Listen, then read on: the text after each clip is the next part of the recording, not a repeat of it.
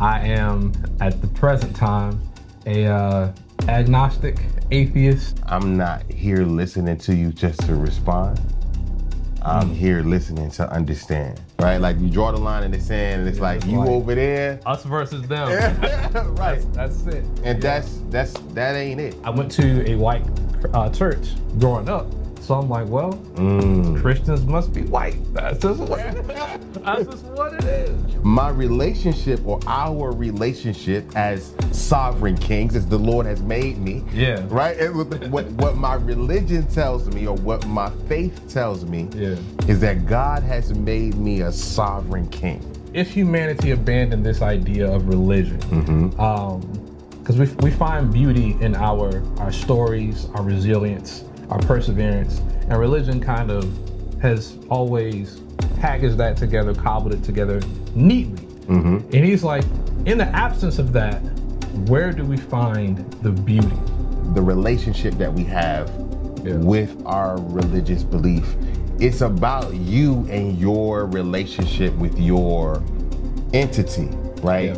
And I think those are two things that we probably need to look at. It's like, what is it to be religious for you? What things are you religious about? Regardless, you know what I'm saying? Of like the structure. Like what structure it is. You're religious about things, bro. Whether white people want to admit it or not, a lot about whiteness calls for assimilation. Not merely in thought and deed, but also in how you express your being and personage. So you can't. This is so. We see it in white church all the time, evangelical churches all the time. And we've corporatized church. I say this all the time. If Christ came right now, we would need to start praying and begging and explaining to him what we're doing at church. I'm not against Christians. I'm against harmful ideologies that impede our station. Peace and grace, Kingdom family. This is Darius Dior. It's Staying Kingdom Media, where we have real conversations with real people and we share real music here. Today, we got a very special guest, incredibly important person on the platform that I've been reaching out to have come and have an important conversation. I don't normally let people introduce people on my platform. I let people introduce themselves. And so for the people, because nobody can tell us who you are better than you can, right? Indeed. So if you can, for the people that don't know you, real quick, let's get straight to it, man. Can you tell us who you are real quick? Yes. Peace. Good to see you, though. Good to see you. It's been an eon, man. I'm trying to tell you, man. It's been a minute. So for the people out there, my name is Nohj Ellis. I am, at the present time, a agnostic atheist, former Christian. I have a lot of content, a lot of musings about where I used to be, where I am right now. Born in Virginia, raised here in Columbia, South Carolina, and man, I'm honored. I'm honored, grateful to be a part of the conversation on your platform, man. So. No doubt. Thanks for having me. No doubt, man. I don't want you to feel discouraged in any capacity when it comes to just knowing that I'm not here listening to you just to respond. I'm here listening to understand. Wow. Right. So I want to like, before we do anything or say anything or build on anything, I want you to know that that's the posture of my heart when it comes to the conversation that we're having, right? Greatly appreciated. Yeah, man, because I think it's too many times that we get comfortable with being comfortable on the other side. Yeah. Right? Like you draw the line in the sand and it's like you over there. Us versus them. Right. That's it. And that ain't it. It's not it, man. It's not cool. And so thank you for being here for sure, man. Much appreciated. And so I know that was a brief introduction that you gave us, man, but just to give context and some history, of course, you all know that I'm a kingdom music artist. I met this brother doing rap ministry. Yes. At some point, I don't know where or when, but it's not like I just met him. All right. So this is not one of those people who I don't know. Indeed. I know this brother. Yeah. And he's here because I respect him, and I did want to honor him in the space that he's in his life at this point, for sure. I appreciate that. Yeah, no doubt, man. So when I normally ask people who they are, they normally tell me what they do, or probably give me a little brief bio, whatever, right? Yeah. You know what I'm saying? Yeah. And which is cool. You know what I'm saying? I don't, we could do that. But what I'm really asking is how you be. I'm really asking how you be, man. Yeah. Like, you drinking liquor right now? You smoking weed?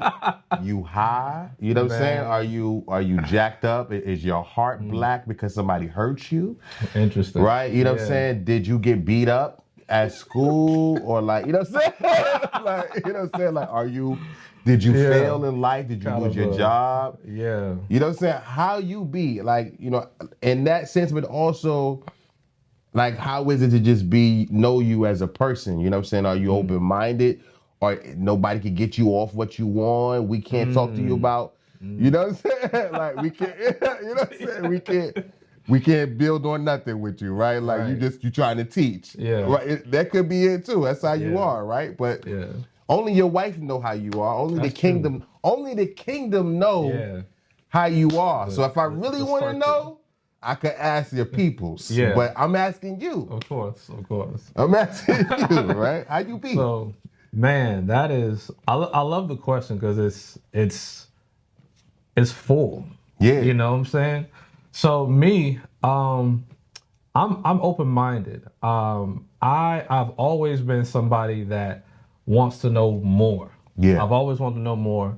And I recently came across a saying, and it resonated with me a lot because I'm like, that's me right there. Yeah. I've always loved questioning things, and I hate answers that can't be questioned. I hate that. So, me growing up with my parents, who are both, they're both Christians, but at the same time, they were like, well, we're not gonna took me to church and stuff like that. But it was definitely more of, ask your questions, we'll answer them to the best that we can. Yeah. And they really did the best that they could. But as I went to high school, got to college, I joined a ministry thing called Impact, which was for like African Americans. And that was really important for me going to a predominantly white college. I'm like, I went to a white church growing up. So I'm like, well, Christians must be white. That's just what it is. That's just what it is. And I had never really gone to, black church or things like that. So I didn't know much about it. And I was just like, well, let me just see what this is about. And man, that was my first introduction to Christian hip hop in general. And that was probably 2010. So from there, I'm like, wow, I love this. How do I be a part of it? I started making music of my own. At some point, we crossed paths. Right. Did some stuff together.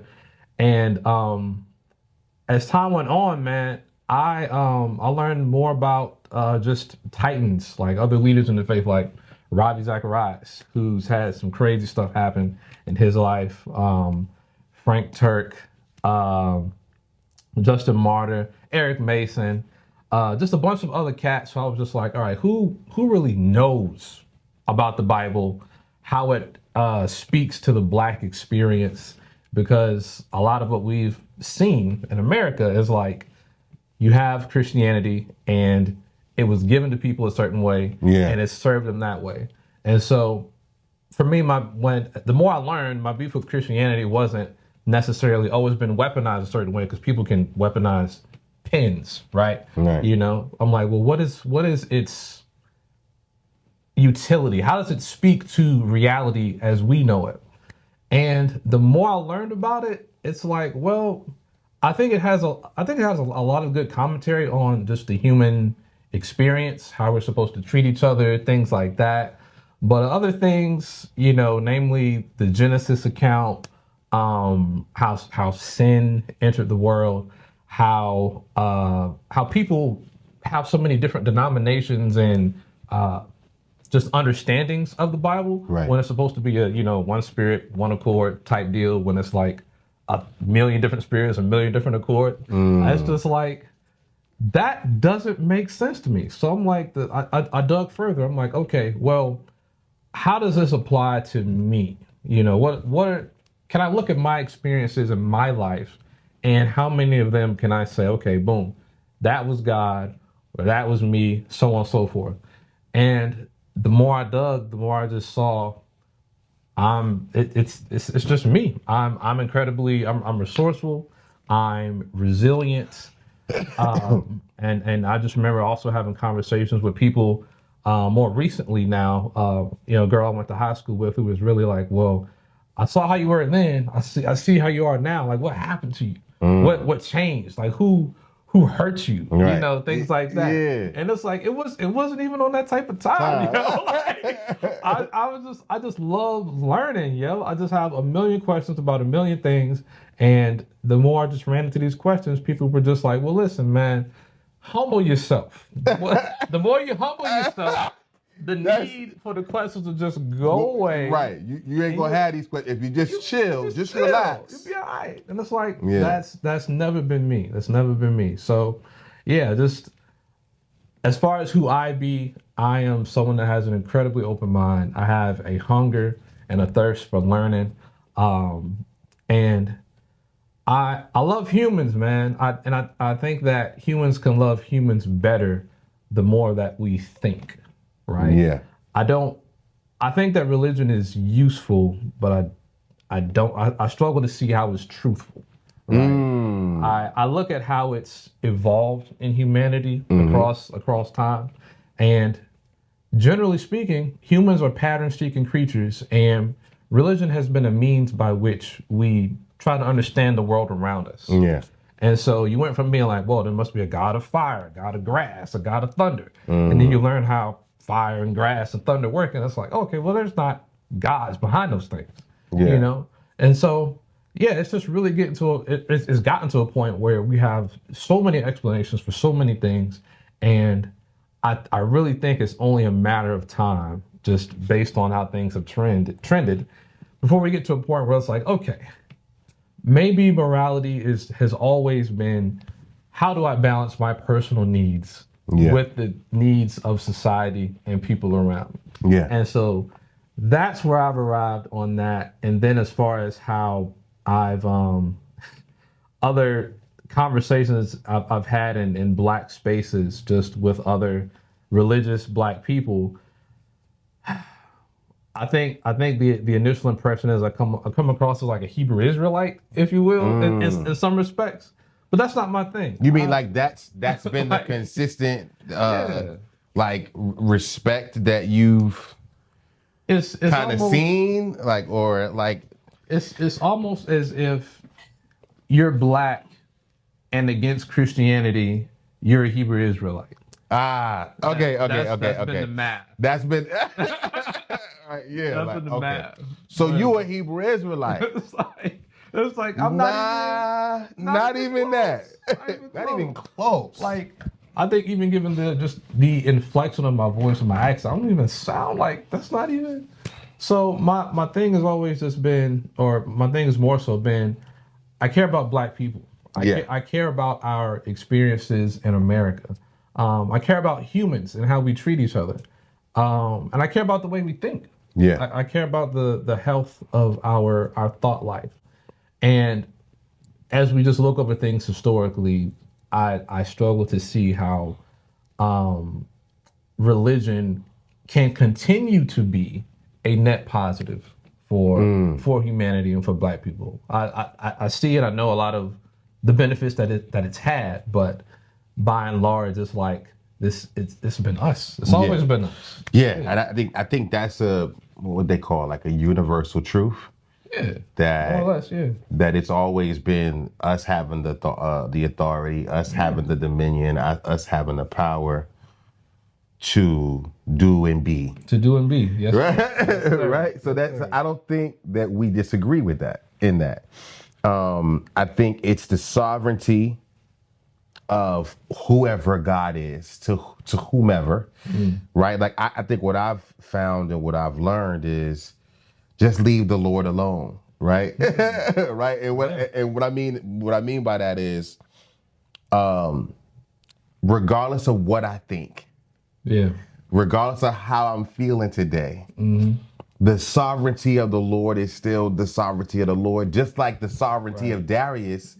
It's still, you know what I'm saying? It's still the sovereignty of Darius. Now, my relationship or our relationship as sovereign kings, as the Lord has made me, right? And what my religion tells me or what my faith tells me is that God has made me a sovereign king. Okay. And I'm either going to be a foolish king or I'm going to be a wise king. In that kingship, I'm also a priest. I have authority to pray and cast demons out. All that, right? All of that, right? Get them up out of here. Right. Or I can harbor enemies of the state of heaven, right? In my heart and in my company. Yeah. You know what I'm saying? And so, and then in kingship and priesthood, the only way that the world or the people in the earth or heaven and earth will know that I belong to the Lord is by my love. Right? Yeah. And I can't stand you Negroes. Right? I can't. I don't want to see you. I don't want to be around you. You wicked, you despicable. But the sovereign king that gave me the authority that I have says that I got to figure out a way to love you. Yeah. Right? Figure it out. Because I know you can't stand them. Imagine how I feel. Right? And so it's like sovereignty is what I found has been the problem, right? How we filter that, what God we put on it, what name, you know what I'm saying? We attribute to it. Attribute to it. It's still the same sentiment. And it's like, oh, okay, that's a foolish king. Got it, right? Okay, that's a wise king right there. Yeah. Look at the foolish king's family, right? Look at the wise king's family. Yeah. Right? These are universal principles that we can't really like debate. Yeah. You know what I'm saying? You know what I'm saying? Like, that's fine. All right. So, but we could talk about what the name is, what religion is right. We could build on that. But this fruit, we just, bro, no debate on that. we can't argue that. Yeah. You know, it's gonna manifest itself. It's gonna come out. So it's like, you know, for me, it's always been just people having a problem with Christ. I'm like, man, why people hate Jesus so much, right? That was kind of like my thing, because when I was like in the space you're in, because I'm not about to act like I wasn't there, you know what I'm saying? Because I was, you know what I'm saying? And I was seeking it out, you know what I'm saying? Looking at all of it. And I just kept finding that, all right, so we just don't, the message is Jesus is a problem. Okay. So I need something else. Can you give me anything else other than the fact that I don't need to like Jesus. Jesus is a lie. Jesus is all right, made up. Jesus is somebody else. Okay. Just the message is stay away from Christ. Toss him over there. So I got it. I'm with you, bro. That's my heart is with you, bro. You know what I'm saying? That's why I'm so excited to see you talk about it outwardly. You know what I'm saying? Because, bro, I couldn't find nothing. I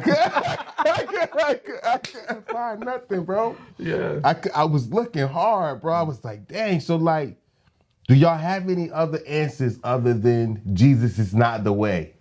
Right. Yeah. You know what I'm saying?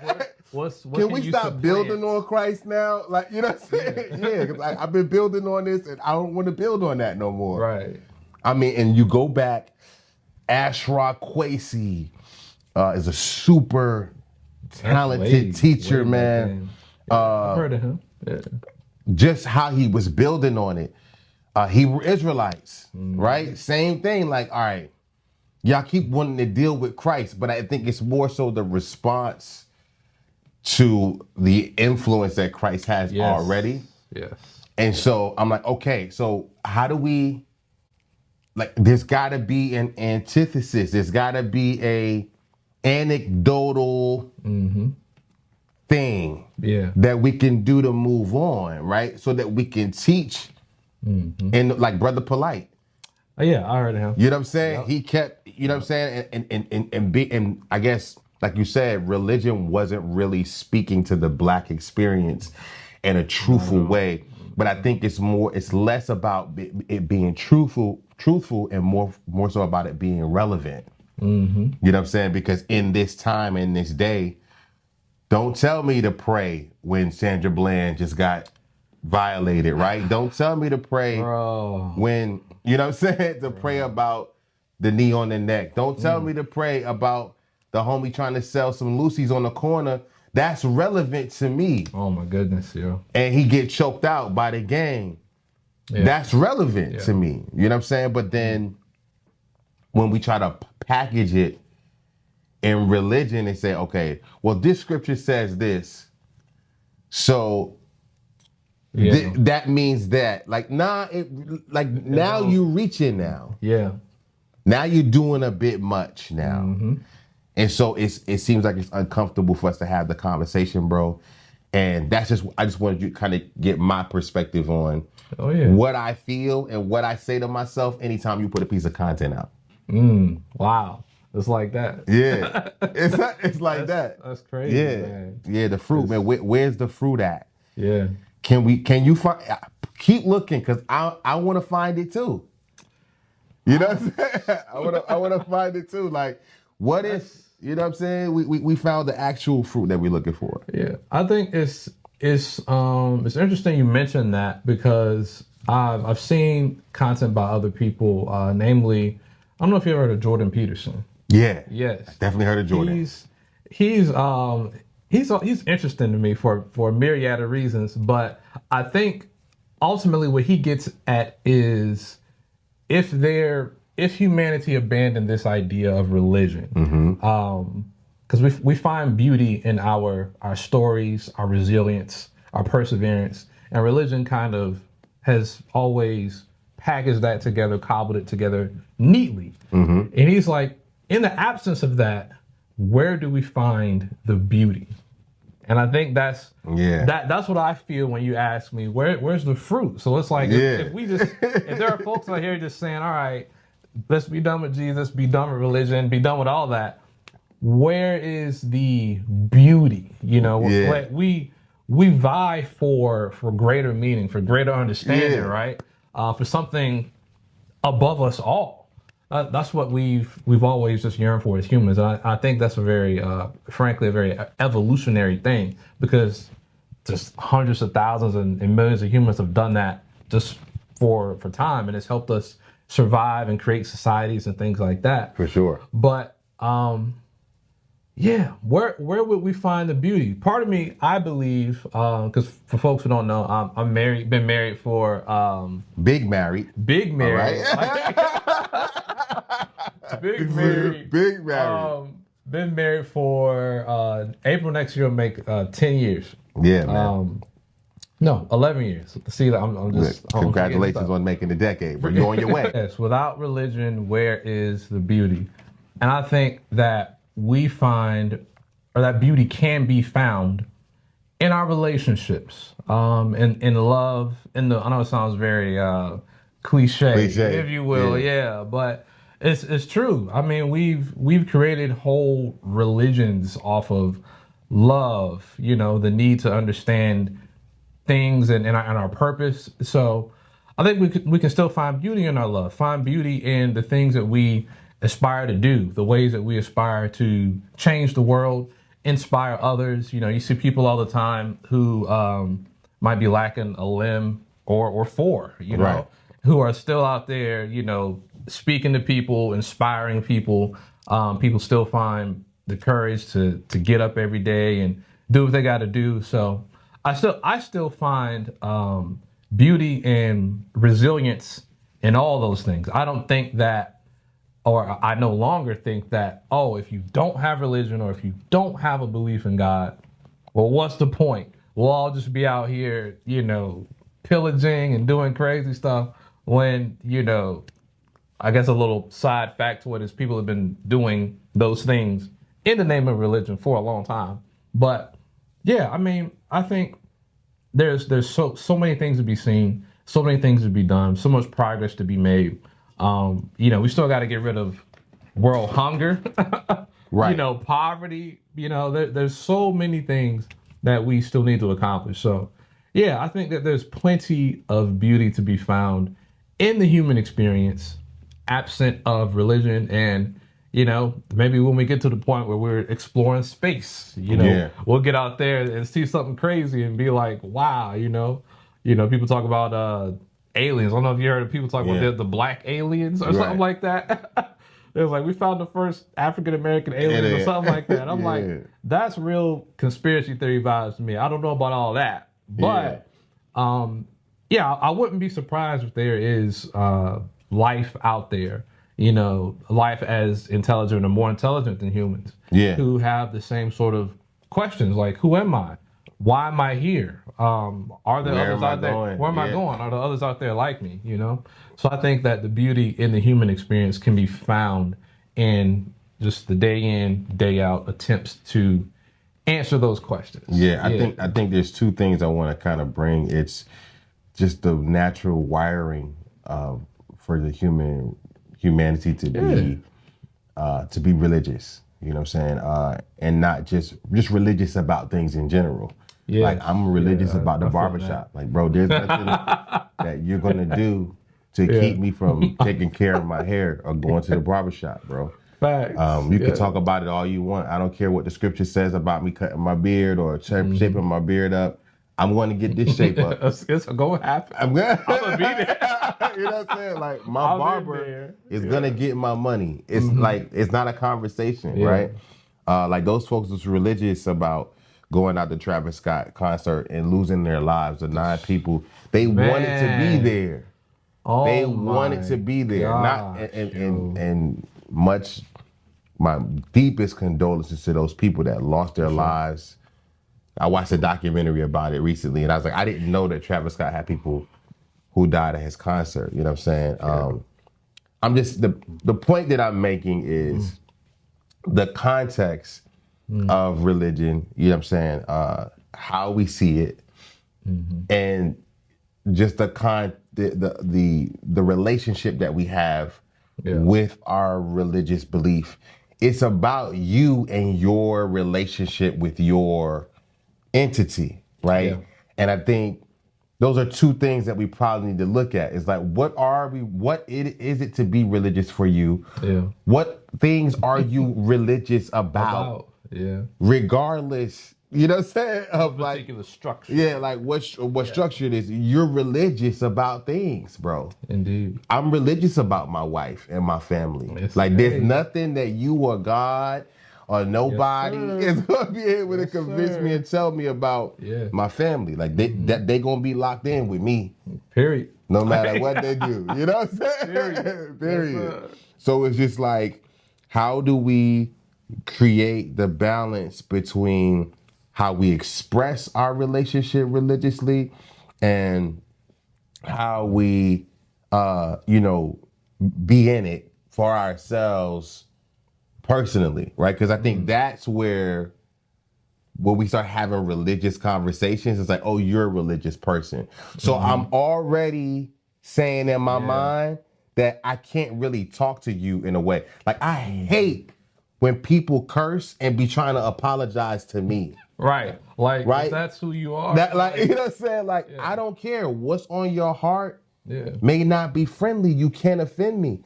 But I get it. It's the fruit in my life. Yes.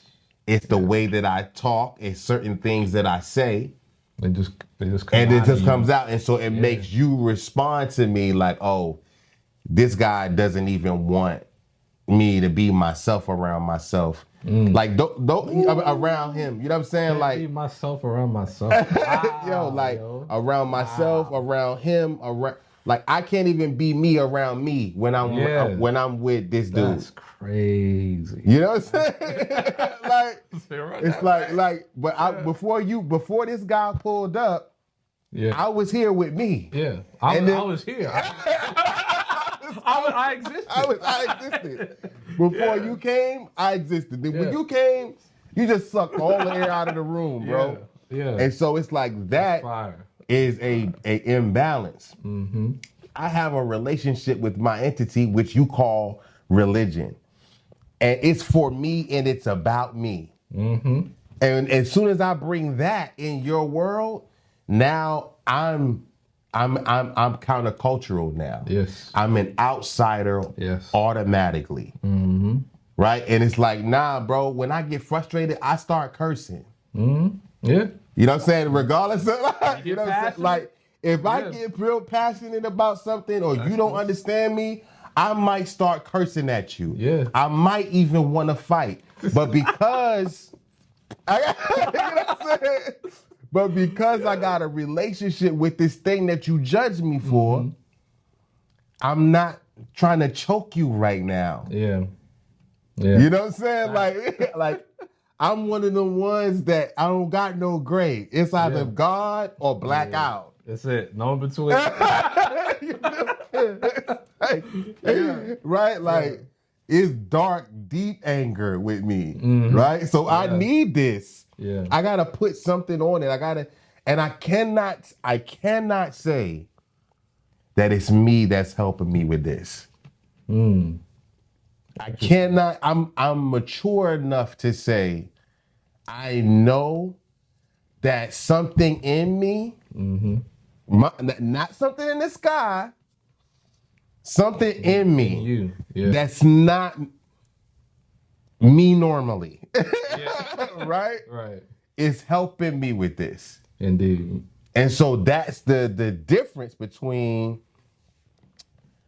me being mature and having a balanced relationship with myself and the way that I express my relationship with what is already in me. Right. So the language is different because now this is a millennial religious experience now. The millennials, we grew up we went to church, we went to revival. You know what I'm saying? But when we grew up, we ran away from that. Yeah. You know what I'm saying? Almost immediately. Yeah. Ran away from that. You know what I'm saying? And so now it's just like, what is the imbalance? How do you figure that part out? And how do you understand that it's okay to be yourself and that God doesn't have to be something outside of you? It's just something that's in you, and people be seeing it. Exactly. And it's okay. And they be experiencing it, and you don't even be knowing. Yeah. And all you know is that they just stop cussing when you come around. Man. That's that I love all of that. And I would say for me this part of bleeds into the way that the Black experience is lived out in America. Yeah. Frankly, it's whenever you hear verbiage or terms like, don't talk about race, or if you don't like it here, get out, stuff like that. Right. Go back to your country. Whether white people want to admit it or not, a lot about whiteness calls for assimilation, not merely in thought and deed, but also in how you express your being and personage. So you can't. This is so. We see it in white church all the time, evangelical churches all the time. You can't dance too much. You can't be too loud. You can't sing a certain way. It's like it's very curated and manufactured, right? To deliver a particular experience. And I used to rationalize that as well. Some people just have their styles for that church, and you have your style for this church. Right. And the more churches I went to, Black and white, and even otherwise, like Brazilian churches, things like that. It's like, no, everyone has a way that they want to express themselves. And when you come into a white space, it's like, oh, you fall in line, right? So yeah, a lot of black people in America have had to, and this is especially just as a result of just the transatlantic slave trade in general. Yeah, we're very disconnected from who we are, our ethnicities, people we might have been related to, cultures, customs, things like that. So, yeah, I would say, man, maybe this is part of where therapy, not just like the whole Jesus sort of, you right. know, my mind regulator. I heard that, you know, a lot from old people, you know, Jesus is my mind regulator. Right. But like actual deep internal introspection. Like, all right, let me sit down with myself. Who am I? How do I exist in the world? And I think an important piece of existing is also finding your tribe, right? Finding a community who are like, hey, you know, you look like this. You kind of, if this is the space and you do this here, okay, we're your tribe. We can expand. We can move and do and be around you. Like this is safe for you, right? You know, you don't have to say, oh, boom, you got this thought. Well, shoot, you can't express that here. You know, don't even, you know, you're doing too much. If you will, you're doing too much now. Yeah, but yeah, being able to express oneself, because you know the more I think about just even the phrase like human being, you know, you don't have to do anything to be. You just are. You just are. You know what I'm saying? And the ability to look that in the face and say, I love that. I'm one with that. Yeah. I embrace that. Yeah. You know what I'm saying? I think if we can get to that point, and be religious, as you say, and be religious about that, about genuine expression, then golly, man, we do so much better. I just think that is what it is. I think that is what religion really is. It's the things that we love, right? And I think somebody just put a uniform on it.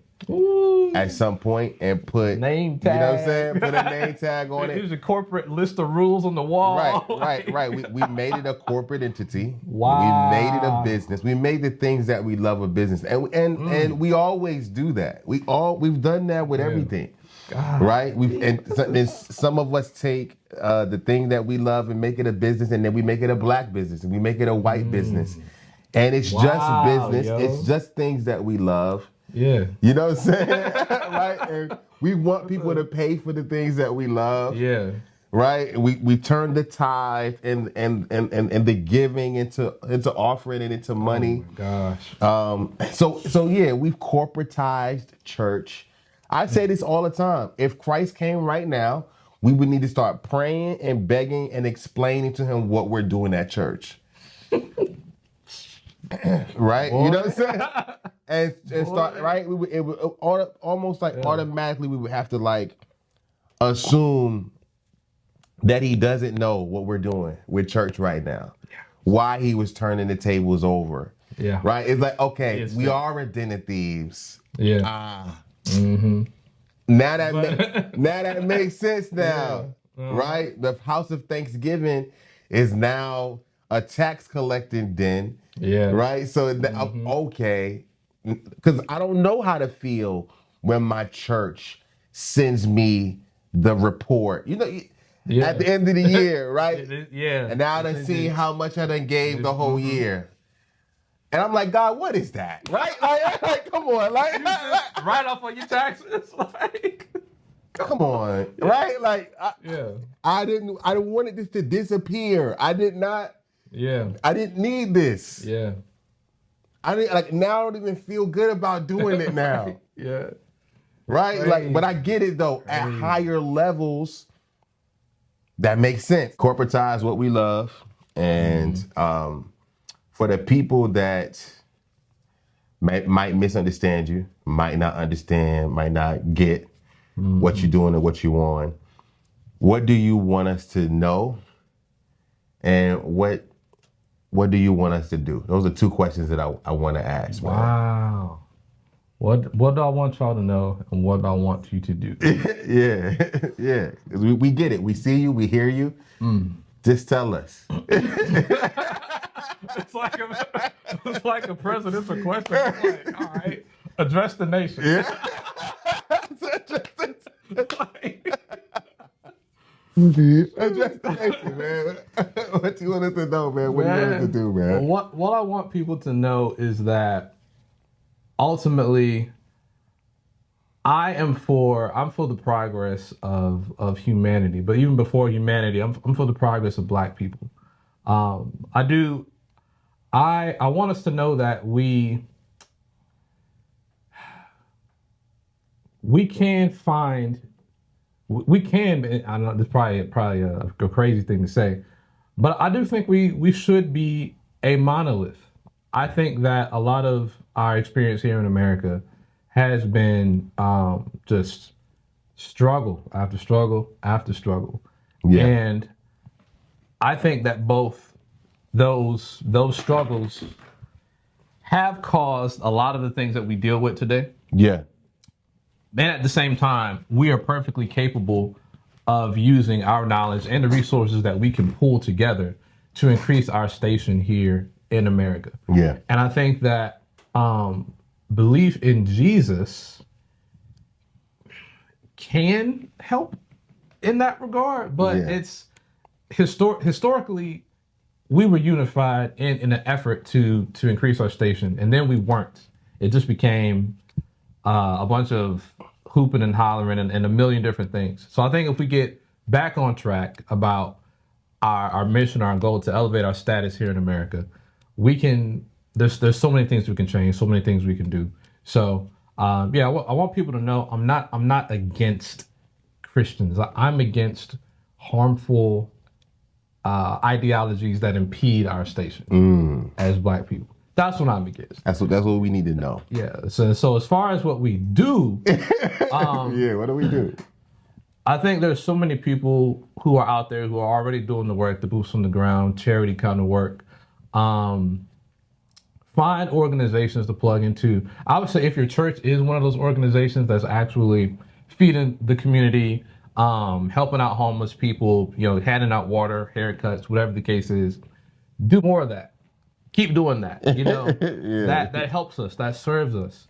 But in addition to that, learn more about what you believe, why you believe it, and if it actually is if you actually live that out, right? If you just like, oh yeah, I'm a Christian, but all you do is just go to church, you consume the message, you leave, and then it's just back to your 9 to 5. You party on Saturday, church on Sunday, like that. That's all you do. You're not a Christian. And this was like, how is somebody who's not a Christian gonna tell me like, you're not a Christian? I can respect that. I can respect that. Live out what you believe. Live out what you believe. Yeah. And I guess the last thing I'll leave you with is, again, everything that you've ever needed is already inside of you. You are beautiful, you're determined, you're resilient, you're capable. Make it happen. Do it. Do it. Just do it, man. I respect it, man. Peace and grace, King. It's Darius the Yours, Think Kingdom Media. Thank you for being here, brother. And I think this conversation is going to add a lot of value to a lot of people, brother. Man, I hope so, man. No doubt. I appreciate it, brother. No doubt, King. Peace.